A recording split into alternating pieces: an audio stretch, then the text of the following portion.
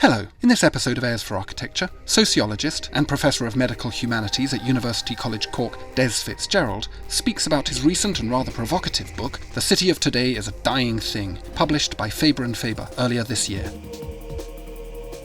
A is for Architecture, a podcast about architecture, buildings, urban culture and space.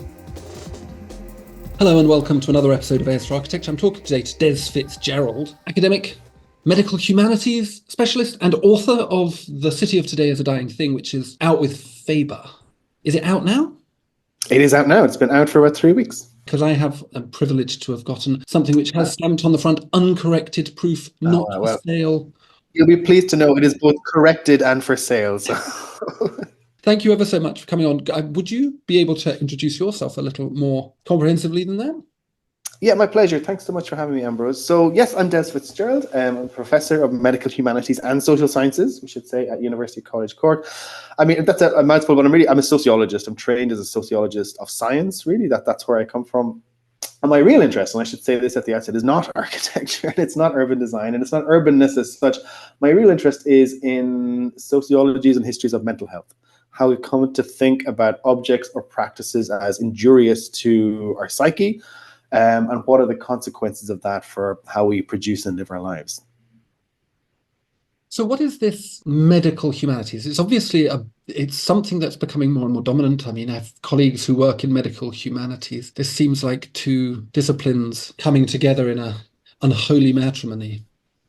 I mean, there are many genealogies of this, that I definitely won't bore people with too much.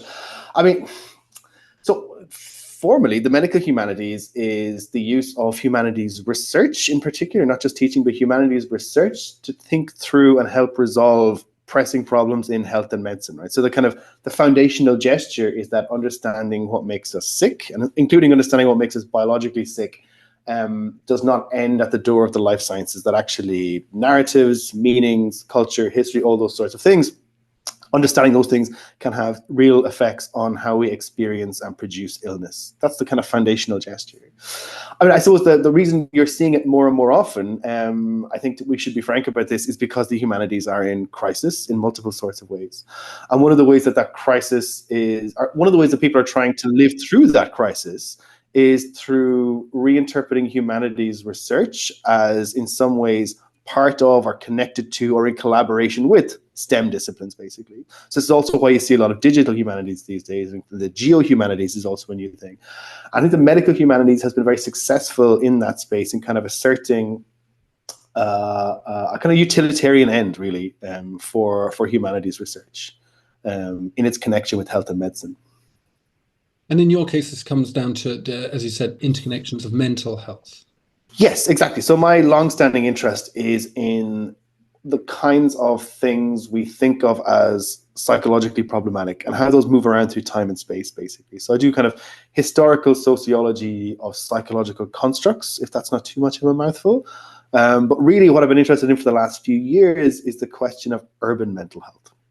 So urban mental health being this kind of idea we have that there is just something about the physical experience of being in urban space that is injurious to the psyche in some kind of way.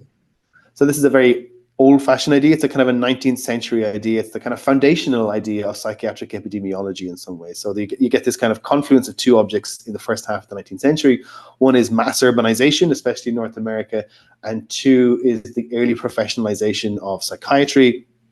And that manifests in the building of the first asylums. The building of the first asylums facilitates really the first population level studies of psychiatric patients. And what's one of the first things they find when they start to do those studies is that overwhelmingly the patients are either people who moved to cities or grew up in cities or have some kind of city experience. And really since then, we've had this abiding, unresolved concern about the relationship between urban experience and the psyche. And it remains a well-established fact to this day that there is some clear epidemiological connection between the city and a range of mental health outcomes. And we still don't know why, right? There's no silver bullet that explains that. There have been many proposed over the years. Almost certainly the answer will turn out to be some boring collection of stressors that are just happen to be present in urban life. So social and physical stressors, and that a combination of those stressors for some subpopulation of people who maybe have some kind of genetic predisposition will produce a diagnosable mental health problem. That's the most likely thing at this point. But thinking through how that kind of idea and studies of that idea have moved over time and how they might be thought differently today has really been what I've been working on for the last few years. I mean, is that... I'm not questioning you. You're the professor. Question away. Yeah. Is that really true? I assumed that people were much more depressed in the countryside. Mm. I mean, suicide rates are higher in the countryside. I bet alcoholism is. Yeah. Is this one of these situations in which, it's super complex, so we can't really unpack it in many ways. But then on the other hand, it's, what do you call it? Correlation doesn't equal causation. So people get sick, people have these pathologies, these psychiatric pathologies in the city. But what's the evidence that it's the city? Well, so this is the $10 million question. So the debate during the 20th century was between two perspectives, one called one based on causation and one called drift. So the real question was, is it the city that produces the mental illness, or is it just that having a mental illness is easier in cities for a whole bunch of kind of fairly obvious reasons, and that people drift into cities when they experience psychiatric crisis, or that people who have a preponderance to psychiatric crisis are likely to end up in urban spaces because it's just easier to be odd in the city in a whole bunch of ways, right? That's a long-standing kind of unresolved debate. I mean, the rural thing is quite interesting because I think the formal thing to say there is that there is surely a huge amount of invisible mental illness in rural spaces. That's clearly the case. And it's also clearly the case that a lot of what we understand as urban mental health is a question of surveillance and visibility, right? So I'm about to say, don't quote me on this, but this is a podcast. So take this as potentially not true. Basically, this is a kind of a half-remembered factoid that someone told me that I choose to believe, which was that the half-remembered factoid is something like the by some distance highest rate of schizophrenia in Europe is found in Camberwell in southeast London. And of course, one wonders, what is it about Camberwell that produces so much schizophrenia? Well, it's truly the fact that Europe's largest mental health facility is in Denmark Hill, right? So there's a question of the relationship between visibility, surveillance, access to services that kind of makes mental illness come to the surface in urban spaces in a way that it doesn't elsewhere. That's surely a big part of the story. But I do think, I'm not an epidemiologist, I'm certainly not a psychiatrist, but I think where they hear it, they would say, I think quite robustly, that all of that aside, all those kind of questions about causation aside, all the potential confounders aside, we do fairly robustly know that there is some kind of strong association between urbanicity or cityness and the likelihood of developing a range of mental health problems. That is not just a kind of historical confound, that there is something happening there. Yeah, I mean, I can believe it from my own experience. So your book is fantastically well written, and I'm sure every podcast that you've been on and every article that's reviewed it has stated this. So you must be feeling very too big for your britches at the moment. But I mean, it's been actively hated in several spaces. Oh, has it? Who's hated it? I appreciate that. Yeah. I mean, anyway, it's a longer story, but it's been published simultaneously in the US and the UK. And I'd say the US reception is less warm. Okay, maybe we can come on to why you think that might be the case. But your thesis, or your hypothesis, if I'm right, is that contemporary discourse, particularly, well, there's a whole number of strings of it, but contemporary discourse around the city is that it is somehow, as you say, pathological. It's an essentially pathological condition which is unnatural, inhumane, and needs to be resolved in favor of, in some way, diminishing its urbanness in favor of a new image of urbanness, which is holistic, caring, human-centered, etc., etc., etc. And there's a whole number of ways that this is being promoted and proposed, either through traditionalism, through sustainability and ecological thinking, through the potentials of new technologies to deliver things. I'm kind of really interested in this whole discussion. How did you come to first of all encounter it? You're a would it be fair to say a rural Irishman, a man from rural Ireland, suburban Ireland? Yeah, both. I mean, I lived in proper rural Ireland until I was about 6 or 7, and then moved to the suburbs. Somewhere. Yeah. So, and where did your interest in this specific area? I mean, setting aside the professional thing, I'm assuming that there's been kind of a long-standing kind of interest in this condition. I mean, yes and no. I mean, to be really honest, where I came in with this, where I came in with the urban stuff is, I've been thinking for a long time about the relationship between social life and the brain. Where this is going to sound mad and off topic, but I promise I'll steer it around. Go I on, mean, go that on. for a long time was really my interest. So I wrote my PhD about neuroscience. I was really interested in neuroscientists' attempts to do a biological study of autism. It seemed to me self-evident that that was a thing that was not going to be possible because autism was not that kind of thing. So I was really empirically interested in what neuroscientists thought they were doing when they were doing that, how they conceived of autism, how they conceived of human life, how they conceived of the brain, all the kind of things that were entangled in that attempt. Mm-hmm. And somewhere along the road there, I became interested in more broadly in questions of how the social world might get into the brain, or how it was that we could think about kind of culture, society, interactions, all those things that sociologists are interested in as somehow passing through the brain. So I was doing my PhD at the height of something called social neuroscience, which was the kind of first attempt by neuroscientists to say, hey, actually, we can understand all this kind of complex cultural, social stuff because it all passes through the brain, and we can take a functional brain measure when the brain is doing something. So we can really understand the social world through brain measures. Like all kind of big sciences, the promise of that has since faded a little bit. But that was really huge in the mid 2000s or mid to late 2000s when I was doing my PhD. So I became quite interested in that question more generally. And I guess as opposed to most of my peers, I was more open to the idea that maybe the brain might have something to tell us about society and culture, that maybe it was not necessarily the job of sociologists and anthropologists to ward off the bad neuroscientists who were going to come in and take their jobs, basically. I was more open to the idea that there was just something happening that was worth paying attention to. So I got involved in a lot of what we now unfortunately call interdisciplinary projects between kind of social science and neuroscience, all of them kind of problematic and bad in one way or another, but nonetheless fruitful for me, I guess, in various ways. And how I light it on the urban, this is where it gets relevant, is I've been thinking for a long time about trying to isolate a topic that would seem to sit really at the center of kind of shared interest between social scientists and neuroscientists. And I've been thinking about, I was thinking about that in particular with two people I was doing a postdoc with at the time in King's College in London there, Nicholas Rose and Ilana Singh. Nicholas is now at ANU in Australia and Ilana is at Oxford. But we were all at King's at the time and all had that kind of shared interest in thinking about these connections and trying to find an empirical topic that would hold them together. And I don't know who exactly lighted on the urban, but we lighted on the urban as a space that might do this.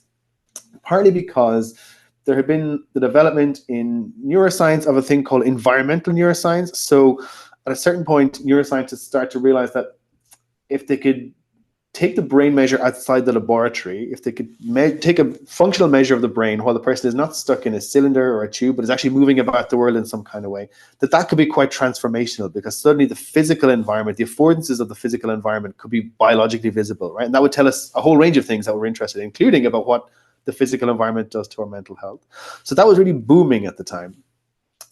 And that was interesting to us because there's a long history in sociology of thinking exactly this kind of question from a very different kind of perspective. So I won't bore you with the history of this, but it's kind of 1930s human ecology sociology. It's in Chicago. It's people like Robert Park, Warren Dunham, those sorts of people doing this quite strange kind of psychogeographical work on Chicago, basically. So they kind of famously split Chicago into social zones and showed how particular psychiatric diagnosis mapped fairly closely across the zones. Again, work that's kind of problematic in a whole bunch of ways, but nonetheless, there's been this long tradition of trying to think a similar kind of question from a really sociological perspective.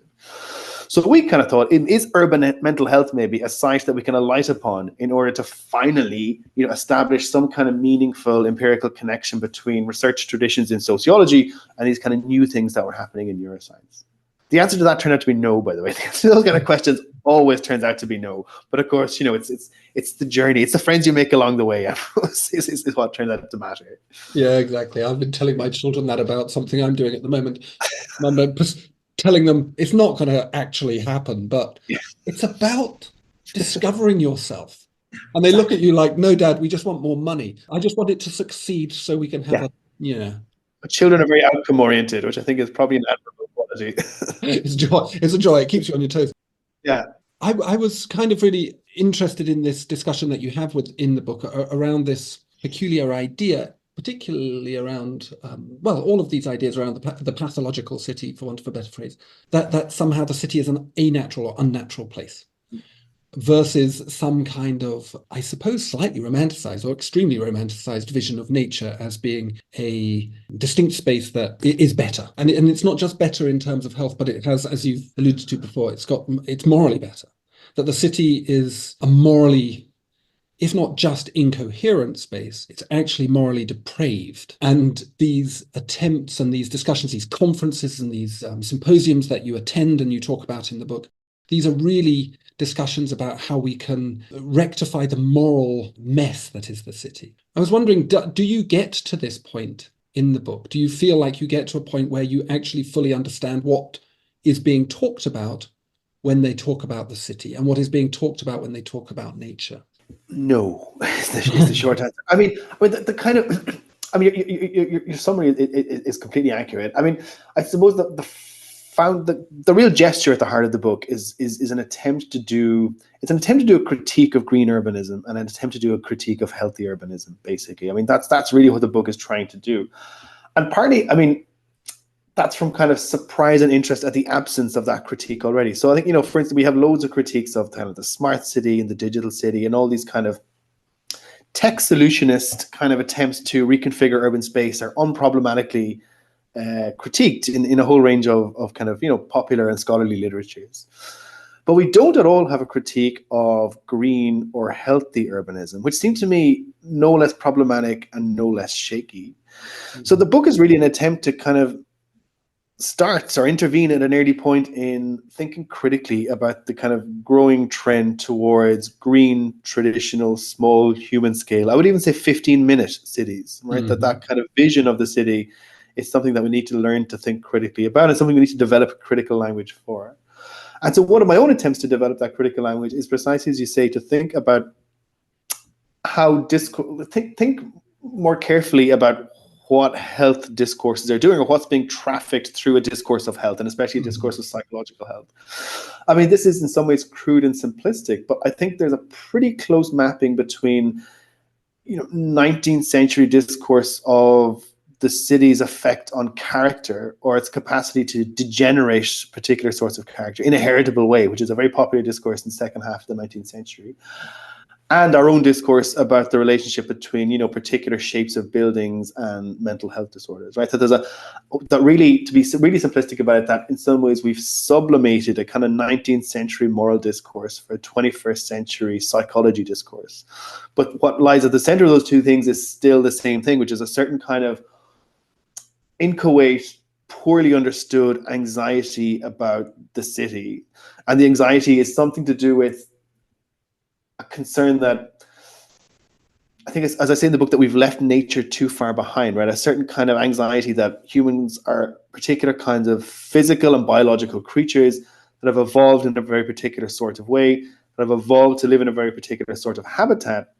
And the things we have around us, socially, physically, culturally, look nothing like that habitat. And I think there's a real deep-rooted sense of anxiety about that, that I don't think I understand particularly well either. But I think it's working through that anxiety is a lot of what's going on in the kind of move towards the green, healthy, human scale small city.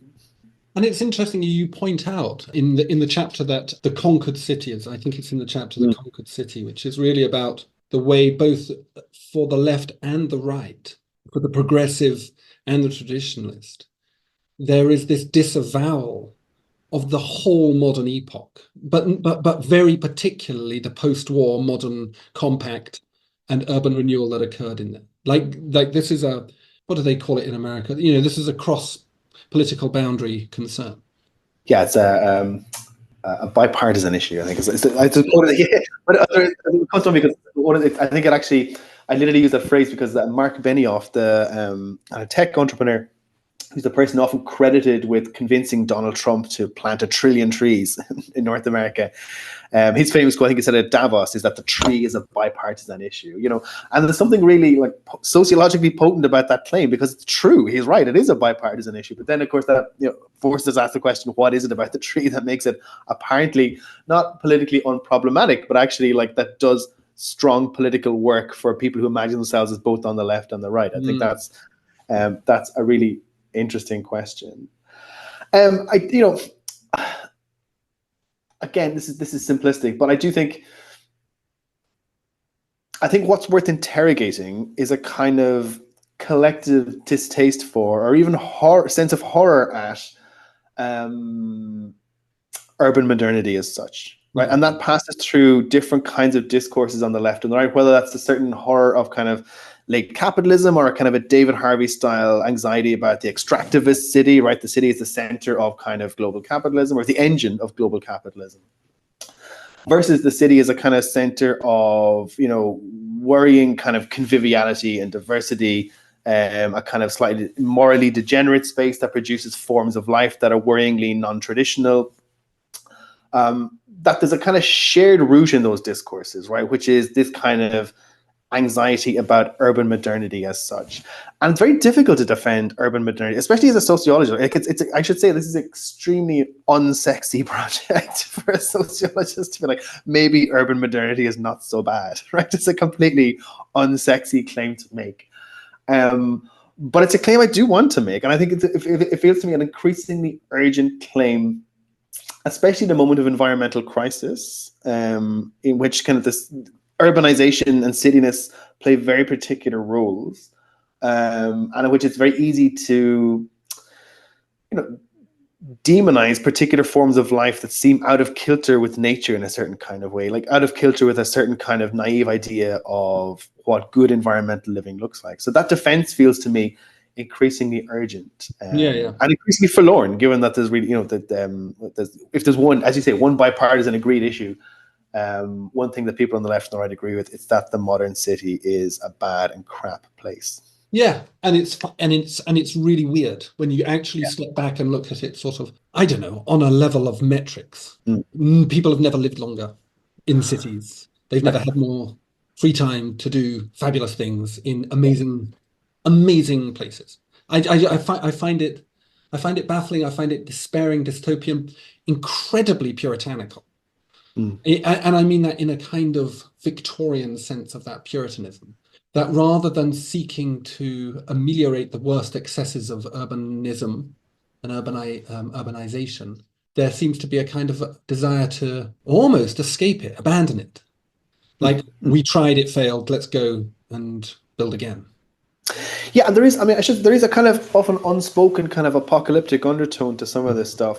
And that can, and I talk about this in the book, I think that can veer into a certain kind of eco-fascism, actually. That kind of slightly post-humanisty, Malthusian kind of sense that, like, maybe humans are done. Maybe the signal environmental creations of humans are done, and maybe that's not such a bad thing, right? I think that we can veer into that kind of discourse fairly quick, and one gets that, right? I think I won't name names here, but I think in certain kind of well-known parts of the environmental movement, that discourse is trotted out fairly frequently, I think, and unproblematically. Yeah.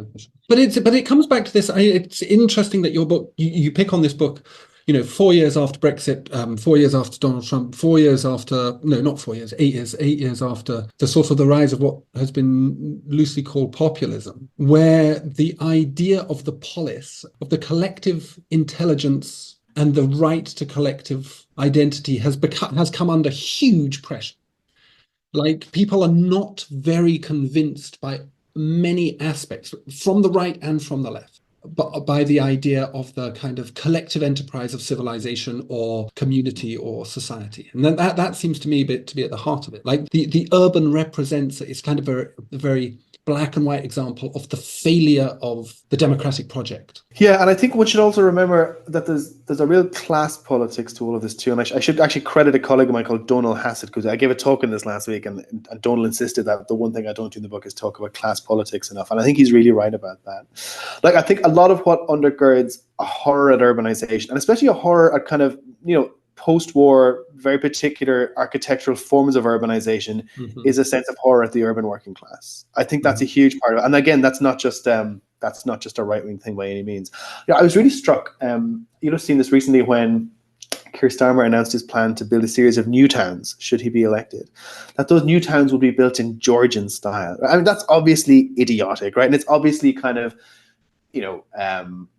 Charlesian kind of scrutinized fetish for, the early part of the 19th century. But you can also hear that as a kind of signal that whatever these new towns will be, they will not be the iconic home of the urban working class as they became through the kind of last decades of the 20th century. That both architecturally and socially, they'll be very different kinds of thing.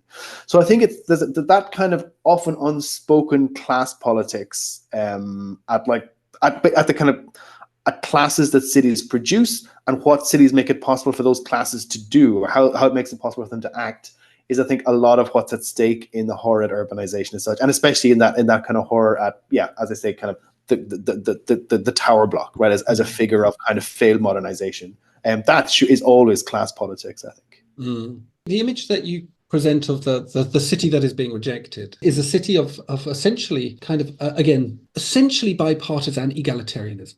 This idea of work and labor and the appropriate accommodation, particularly for the urban poor or working classes or whatever form you want to place that. And as far as I can tell from my previous reading around this, there isn't much of an idea about creating happy places. But this seems to be one of the very dominant things. And it comes back to your medical humanities, sociology, mental health and so on discussion. A lot of what seems to be being presented is that the urban, as we have it now, isn't a happy place. And we need to make it happier. And to do that, there are certain ecological moves that we need to make, not least planting lots of trees, 1 trillion perhaps even, that will make us happy. What do they mean by happiness in this case? Because it's not the same as the happiness they were talking about for the urban poor in the post-war compact, was it? No, I mean, formally what they mean by happiness is what sociologists call subjective well-being, which is basically, if you're given a form and asked how happy you are on a scale of 1 to 5, do you tick 4 or 5? Right? That's really what happiness means in this moment. But like that itself opens out a whole range of questions, right? Because, I mean, so what I think animates the kind of move towards the happy city, or the idea that the city is a space that should produce happiness, or that the good city is the one that produces happiness, is the scientization of happiness in the last couple of decades. And that's, in the work of people like Richard Layard, most famously, but in a whole range of psychologists and economists who have this quite utilitarian conception of happiness, which is that, the ultimate goal of any policy is to produce the most happiness for the most people, right? That's ultimately what policy should be doing. And happily, thanks to new scientific instruments such as surveys, we can now measure happiness in some sort of way, and that will tell us whether or not our policy has worked. I mean, I'm being simplistic and crude about it, but that's basically what animates that kind of thing. And there's a whole bunch of things we could say to that. One is, there's a kind of, the kind of Sarah Ahmed question. So Sarah Ahmed, the political theorist, has written some years ago, I mean, really in advance of this move, wrote a book called The Promise of Happiness, which is really an interrogation of like, what is the political promise of happiness actually? And one of the things that Ahmed points out is that a whole range of dreadful political projects are animated by happiness, right? That all kinds of, the fascists are generally happy in the conduct of fascism, right? So, the production of happiness as a goal in itself, or the happy citizen as a good citizen, as an upstanding citizen and a moral citizen, is completely flawed through any kind of vaguely historical discourses on the kinds of situations that produce happiness in humans, which are often fairly dreadful. And then the other thing one could say about it is that, of course, when we move to talk about happiness, we're in the course of a psychologization, right? And of course, psychologization is always a way of not doing politics, or at least sublimating politics into a kind of more constrained and safe domain. So, talking about cities as spaces that should produce individual happiness at the measure of the individual is a way of not talking about boring things like kind of structural inequality, housing tenure, job security, all the kind of quite dull things that would do a lot actually to radically reduce, mass experience of misery in urban space, right?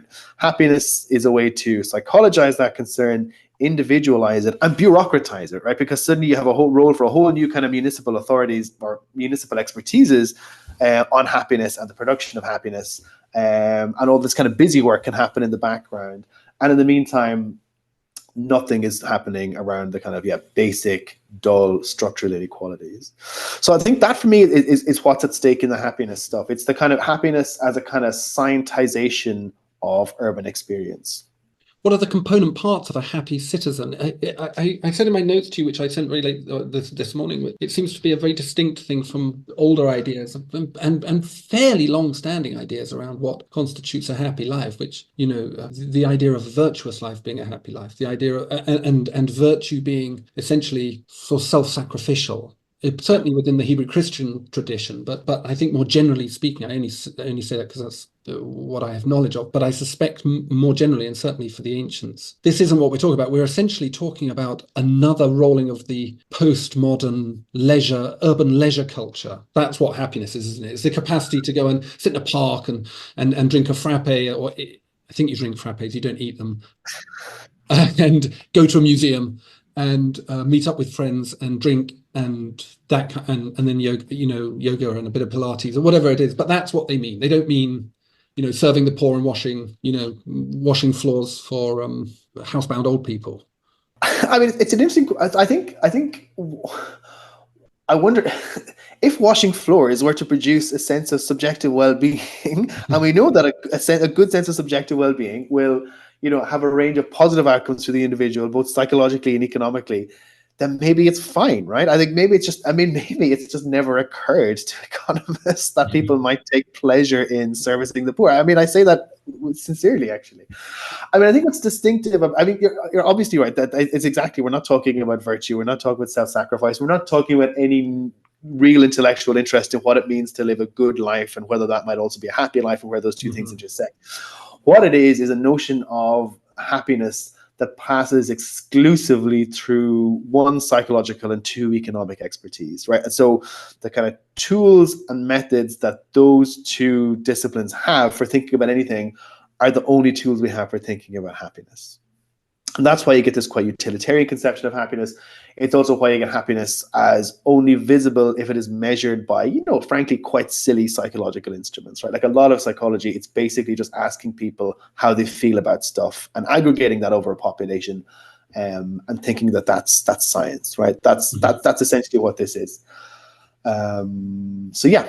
I think that might perhaps be, if one tries to understand the urbanization phenomenon, which is obviously a very current thing, a little more nuanced than perhaps is presented certainly within architectural discourse. But I wonder whether the modern city, one of the reasons why it's, as you express it, and I experience it too, such a wonderful experience, is because actually it provides you, through its diversity, through its hybridity, through its amorphousness, through its boundlessness in a way, with many more instances of being able to be good, like to do good, and therefore to actually gain some form of sense of happiness. Like the fact that when you walk down the street, you see people from all over the place. You have that option of being nice, which you certainly don't in the middle of nowhere. I mean, yeah. I think this is an important intellectual challenge to the urban happiness literature. I just, I don't think they care. I mean, in some ways, I think you're giving this literature more credit than it deserves. Okay. But no, in a good way. Like you're obviously right that the city has all kinds of affordances, including affordances for virtue, that should and may produce happiness, and maybe that's where this literature wants to go. But I suppose, to be really crude about it, I don't think they care about happiness, right? I don't think happiness is what's at stake. I think this is really, I should say, this is really Will Davies's argument. Will Davies wrote a book called The Happiness Industry a few years ago that was really nice analysis of this whole situation. And I hope I'm not getting his argument wrong here, but I think he would say something like, what's at stake here is psychologization. That's what this is. It's not about happiness. It's not about virtue. It's not about moral goods. It's about the deployment of psychological expertise in governing space, basically. And happiness is just one route to do that. But there are many other routes. I mean, the explosion of attention around mental health, for instance, is also, we could say, another way of psychological governance becoming more dominant in how we kind of manage spaces and manage people in spaces. So I think, not to be the kind of paranoid sociologist about it, but I think governance is truly what's at stake in urban happiness discourses, because urban happiness makes it exclusive, makes expertise on the good experience of the urban citizen the exclusive domain of one, psychology, and two, psychologically oriented economists, right? So, or So sometimes essentially called behavior economists. Yeah. of the professional classes. So this becomes a project very much, weirdly enough, very much like the modernist, the modernist estates project of decentralization or peripheralization in the post-war years. It has a very similar tenor to it, which is that there are a group of experts who know how to measure these things and how to procure these things, and they could, using space in this particular example and using aesthetics as well, as you've noted with the Georgian thing, and they will deploy this and you will be happy. Yeah, it's exactly. So it's governance through spatialization on one hand and governance through psychologization on the other. I think, and that's the really simplistic transaction there. I think that's exactly right. Yeah. And as such, the evidence would suggest that was going to struggle to succeed for a particularly sustained period of time. It's only going to survive as long as people are willing to press the accelerator on it. It's not a natural, kind of organic kind of demand, is it? No, I don't think that's how bureaucracies think, right? I mean, I think how bureaucracies think is through, like the deployment of like what's at stake. I think is not a long-term vision of kind of governing the city or governing people in the city. I think it's a kind of it's a much more immediate attention to tools and techniques that are to hand and how the deployment of those tools and techniques can kind of make particular sorts of things happen or make people governable in particular sorts of ways. I don't think it has any long-term vision at all. And I think even in that transition from kind of like thinking governance through space to thinking governance through the psyche, tells us that like governmentality, we could say, moves fairly freely, right? So if there's a long-term vision, the long-term vision is for governmentality, I guess, not for particularly for psychology, and certainly not for happiness. And of course, we know also that governmentality has passed through many more explicitly brutal phases, right, in Europe in the 20th century. So there are many worse things than psychology out there, right? Which is worth reminding ourselves of. So I don't think this is a long-term thing at all. No, but I do think, I suppose, I would to be kind of boringly sociological about it. I think psychological expertise is very well matched to the way we bureaucratize governance in the first decades of the 21st century, and that's why it comes to prominence. But I think, we can even see that starting to break down in various ways now already. And I'm sure it won't be the case in 2030. I'm sure it'll be much worse in 20, 30 years, right? As Mackenzie Wark said in their last book, what if this isn't capitalism? What if this is something worse? I do think something worse is on the horizon. I know. Sure. I was gonna pull you on this earlier. You said late capitalism, and I think it's only just got started. I don't think we're anywhere near where it's going to get to. I think the instruments that you've mentioned the word fascist before. I think the instruments of fascism are in place now, particularly visible, I would say, in ideas around the management of urban space. Yeah, visible in two. I think exactly ideas around the management of urban space, and also, and this is why I insist on using the word in these kind of discussions, in particular ways of thinking about the environment. So I think one of the kind of critiques of the book is that there's a certain kind of, one of the critiques in the book is that a certain kind of green urbanism takes environmental materials and environmental ideas and histories of thinking the human environmentally as obviously and unproblematically good.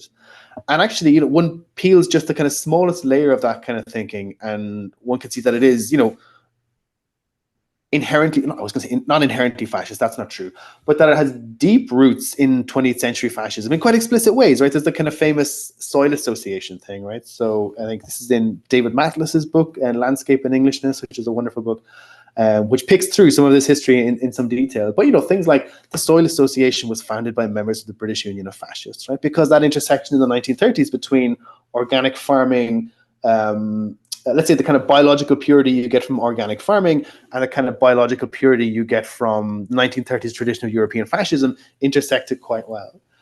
And I think those forms of purity intersect well again today, right? So I think without thinking critically about what kind of moral discourses are animated by greenness, I think in a very similar sort of way, we create space for, I guess we create space for thinking biological purity, moral purity in all kinds of extremely dodgy ways. And one sees this in like various contemporary far right movements. Now when there's someone at my door. Hello, no, you're fine. Don't worry about it. Everything okay? Yes, thank you. No, I think we're on okay. Next week. Perfect. Thank you so much. Bye bye. Sorry. What was I saying? Yeah, I think it's worth paying attention to this. And this again, I'm mentioning names just because I don't want to seem to be taking credit for other people's insights. This is in Andreas Mann's recent work on how contemporary European far right movements are reinterpreting themselves as ecological movements, right? Mm-hmm. And even as primarily ecological movements that happen to have a bit of fascism on the side, right? Mm-hmm. And that's because ecological discourse allows you to do that kind of purity work that has been central to fascist thought since, I don't know, let's say over the 20th century, and has all kinds of affordances for kind of that kind of sense that, you know, we are people who need to kind of preserve ourselves from the kind of pathological alien other, right? Whether that's represented by the city, by vaccines, by migrants. I think there's a certain kind of layering on top of each other there that one sees increasingly. I want to finish with where you finished your book, and throughout the book there's this kind of, there are frequent references back to your own experiences back in Ireland. Sure. Before you move Britain to mainland Britain, to London, obviously, as you've already said. Did you live in Bristol for a while as well? Yeah, London, Cardiff, and Bristol. Yeah. What a lovely triumvirate. You've seen the whole country at that point, right? Yeah, exactly. You don't need to go anywhere else. Yeah, exactly. But you end up back at this, and you mention your childhood Catholicism and this church that you attended, Church of Christ the King at Turner's Cross in Cork, Greater Cork. And you describe it really interestingly. You describe a lot of buildings very, very interestingly, but you describe this one very interestingly because you describe it as a kind of drear modernist church. So I looked it up online and I was like, bloody hell, it's an amazing building. It's not dreary at all. And you come back and, like, it's, as you pointed out, it's made entirely of triangles, which is amazing in itself. It's like if a student came to me with a building designed entirely of triangles, I would probably suggest that they slow down on whatever they're taking. But but you also then start thinking about the way that this church, this modernizing church in a fairly remote part of Ireland, is a representation of a totally different engagement with and expectation of and hope for processes of modernization and the synergies that suggests, the kind of synthetic possibilities that suggests. And I was wondering if you wanted to talk a little bit about that. I mean, without, I don't want you to kind of feel obliged to if you don't feel comfortable with it. But like this journey, you seem to return back to this church building in the latter half of the book as a way of kind of talking about either what could have been or perhaps what might be. Yeah, I do think it's a really interesting place to think. I mean, I feel the need to say that I'm not religious at all. I don't know why I feel the need to say that, but I do feel the need to say that. And you're quite right about childhood Catholicism, but of course that's the kind of banal childhood Catholicism that, 95% of Irish people experience and then slough off in or around their 15th birthday. But so the Church of Christ the King is, I made my communion and my confirmation in that church, which is the kind of two major I'm not quite sure what the word is, but the two major age-related rights of Catholic youth. And it's a church I walk through its grounds every day to school. It's interesting in a bunch of ways. So it's a kind of an inner city working class suburb of Cork called Turner's Cross. Turner's Cross has two things in it. It has the football stadium, which is to say the soccer stadium, which codes in very particular ways in Ireland. That's always going to be very urban working class because it's not rugby and it's not Gaelic football. And it has the church, and they're actually quite near each other. And if you go to see Cork City Football Club, you can see the church from your seat typically. So the church is, I think, in some ways, it's connected to an international tradition of Catholic modernism. The designer, not the builder of the church, is an architect called Barry Byrne, who built quite a few modernist Catholic churches, mostly in North America. Byrne himself was a Catholic. He ended up designing a church in Cork because the Bishop of Cork read an article about Byrne by Lewis Mumford in a kind of progressive Catholic magazine called Commonweal. And in that, Mumford really extols the virtue of kind of modernist design to produce a new kind of feeling for religion, basically, a new kind of feeling for the sacraments that was no longer kind of cloistered and secretive, but had this kind of sense of possibility, openness, whatever way it wants to think, right? It's a very 1920s, 1930s kind of conception of the world. But somehow the Bishop of Cork reads Lewis Mumford, and Barry Byrne ends up designing this church in Cork. So I think it is still, I'm open to correction on this, I think it is still the only fully concrete church in Ireland.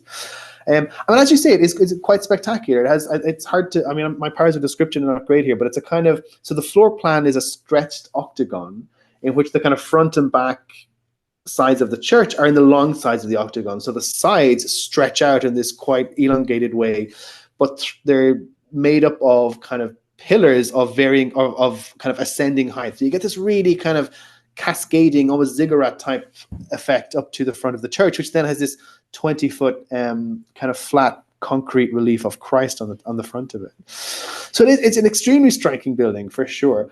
And I guess, yeah, my reading of it in the book is as a kind of, you know, so incongruous in a working class Cork suburb. I mean, if one imagines, I think this is the book, one imagines like 1930s Ireland, right? So, you know, Civil War not long ended, independence partially recently achieved, desperately poor, you know, people leaving in their kind of tens and hundreds of thousands. To have this kind of vision of kind of European international modernity just planted in the center of a completely anonymous place like Turner's Cross is to me quite extraordinary, for sure. And I think it absolutely demands and deserves to be read psychically, right? By which I mean it demands and deserves to be read as something that has surely some kind of effect on people's experience of the world and people's sense of the possibilities of the world that they happen to find themselves in. And again, you know, 1930s Cork, pretty terrible and dreary place to find yourself being born into. And I guess it's that's the kind of rediscovered. So the kind of narrative of, I mean, every book has to have some kind of return narrative, right? And as it happens, in the course of writing the book, I did actually take a job. So I'm from Cork, was in the UK for about 15 years, and then a possibility came up when we just jumped at it and kind of made a sudden decision to leave the UK and came back to Ireland. So you have that kind of return narrative that's also, you know, I'm writing the book as I end up back in Cork. And then revisit this church. And of course, as I say in the book, it hits very differently because as a kid, it kind of hit me as, you know, boring mass, basically, right? So if you go to a Catholic school in Ireland, you kind of get dragged to mass every so often. You know, everyone hates the mass. It's kind of a very, you know, its experience is quite an oppressive, forced ritual, right? And so one distances oneself from it as quickly as one can. But of course, returning in kind of early middle age, I say flattering myself, but returning in middle age, and, you know, suddenly seeing the building quite separated from that personal context, just seeing it as a building, right? So just seeing it purely as a kind of, as architecture, right? Because as a child, I always saw it as not architecture at all, but as a kind of a social space. But seeing it purely as architecture, I think, yeah, for me, it was a real moment of thinking, oh, there's something actually happening here that's politically interesting and worth thinking with. And that gets us beyond the kind of usual confines of you know, what your kind of Irish Catholic education is supposed to produce, that actually there's something more complex at stake in that.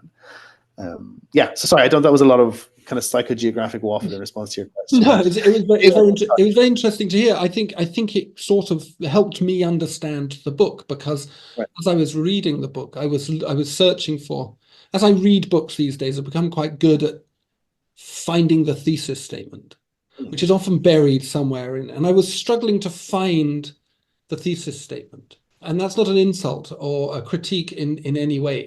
I felt for me that was perhaps the point, is that there has been an engagement with the modern city and with modernity as an epoch as a whole, which has been more coherently positive. They seemed to represent something that was of greater potential than now we do. And I'm kind of interested in this turning. Obviously, Catholicism as a practice in Ireland and across the UK as a kind of institutional religion has stagnated. And at the same time, we've had this rise of what we might describe as a neo-puritanical ecological movement. I don't think those two things are disconnected. No, absolutely not. I mean, I do a kind of a glib thing in the book at one point where I talk too briefly, really, about a design by a French architect called Vincent Calbeau for remaking the top of the Cathedral of Notre Dame after it burned down. And there was briefly an open competition. I think Macron made this kind of attempt to have a competition until he was basically shut down. It was agreed that it would just rebuild it as it was. But there was briefly a sense of competition, and Calbeau produced this really striking, quite beautiful design for the roof of the cathedral as it might be rebuilt. As an aquaponic farm, right? So the top of the cathedral was going to be a greenhouse essentially, and that they would grow vegetables on the roof, and that these might be supplied to kind of people living locally or to people in poverty. And that just struck me as such a accurate reading of like where a certain kind of religious discourse that was once hegemonic and is now dissipated, where that energy has gone, right? And it has exactly gone into growing vegetables, right? So there was something really powerful about that to me, and yes, just something really potent as a kind of diagnosis of what if one were to make a cathedral today, what would one make? Well, one might make a vegetable patch. I think that's a really potent diagnosis of how that discourse has moved around. I think that's a good metaphor to move on from cathedral, from cosmic rocket to vegetable patch. Thank you very much, Des, for taking the time to speak to me. It's a pleasure, Ambrose. Thank you so much. The trouble with paternalists is that they want to make impossibly profound changes, and they choose impossibly superficial means for doing so. So said Jane Jacobs in The Death and Life of Great American Cities. I think there's something in that which pertains to Des's book. Thanks to him for taking the time to speak with me, and to Faber and Faber for the book. It's excellent, you should read it, and search out his other conversations about it. Please see the podcast descriptions for links to the book and to Des, and thanks for listening.